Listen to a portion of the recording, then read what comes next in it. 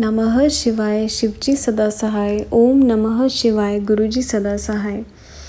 41वां अध्याय शिव की अनुपम लीला। 41वें अध्याय में शंकर चरित महान, दिखलाया विकट रूप, निज हरने मैना अभिमान।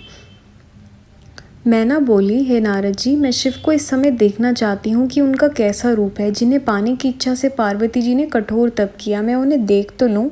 यह कहकर तुमको साथ लेकर चंद्रशाला की ओर चल पड़ी। इधर भगवान शंकर जी मैना के इस प्रकार के अभिमान को जान गए और ब्रह्मा विष्णु से बोले, मेरी इच्छा है कि तुम लोग सब देवताओं को साथ लेकर अलग अलग होकर हिमाचल के घर पहुंच जाओ। हम भी अपने गणों के साथ पीछे पीछे आ रहे हैं। देवताओं ने यह आज्ञा मान ली। तब देवताओं की सजाई सेना देखकर मैना अत्यंत प्रसन्न हुई। उस बारात में सबसे आगे सुंदर वस्त्र आभूषणों से सजे हुए गंधर्व गण अपने अपने वाहनों पर सवार होकर बाजे बजाते आ रहे थे। उन्हीं के साथ ध्वजा पताकाएं फहराते हुए उनके गण थे। अप्सराएं नाचती हुई आ रही थी। उनके पीछू वसु आ रहे थे। उन्हें देखकर मैना बोली, हे नारद जी, क्या इन्हीं में शिव हैं? यह सुनकर नारद जी ने कहा, नहीं, ये तो उनके गण हैं। तब मैना ने विचार किया कि जब शिव के गण ही इतने सुंदर हैं तो ना जाने शिव कितने सुंदर होंगे। इसके बाद अपनी सेना लेकर मणिग्रीव आई। इसी प्रकार अग्नि, यम, निऋतु, वरुण, वायु, कुबेर, ईशान, इंद्र आदि क्रम क्रम से आने लगे। उतावली होकर मैना ने पूछा, इन्हीं में शिव हैं? तब नारद जी ने कहा कि ये तो शिव सेवक दिक्पाल हैं। चंद्र और सूर्य भी आए। उन्हें देखकर भी यही प्रश्न किया। नारद जी ने उन्हें सूर्य चंद्रमा बताया। इनके बाद मेघ के समान श्याम सुंदर, करोड़ों काम को जीतने वाले, शोभा संपन्न, 4 भुजा वाले, कमल नयन, पीताम्बर लहराते, शांत स्वरूप गरुड़ पर सवार होकर विष्णु जी आए। तब तो मैना चकित होकर बोल उठी, हे नारद जी, क्या यही पार्वती जी के पति हैं? तब नारद जी ने कहा, यह पार्वती जी के पति नहीं, ये तो लक्ष्मी जी के पति विष्णु जी हैं। मैना, तुम सोच क्या रही हो? त्रिलोकी के नाथ, संपूर्ण कार्य करने वाले भगवान शंकर तो इनसे भी अधिक सुंदर हैं। मैं उनकी सुंदरता वर्णन ही नहीं कर सकता। ब्रह्मा जी बोले, हे नारद जी, तब तो मैना अपने भाग्य सराहने लगी।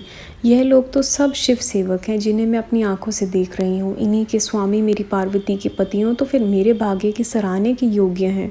हे नारद जी, इस प्रकार मैना अभिमान में आकर कह रही थी। उसी समय उसका अभिमान दूर करने के लिए अपने अद्भुत रूप वाले गणों को साथ लेकर शिव भी आने लगे।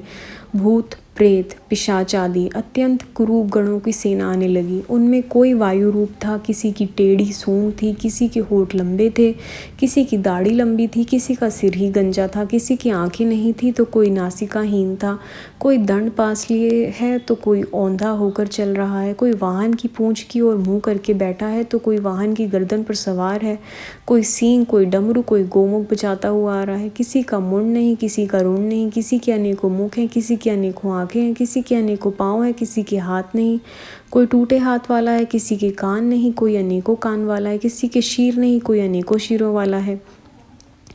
इसी प्रकार के बड़े कुरूप और भयानक गण आ रहे थे। हे नारद जी, तुमको शिव की ओर संकेत करके मैना को कहा।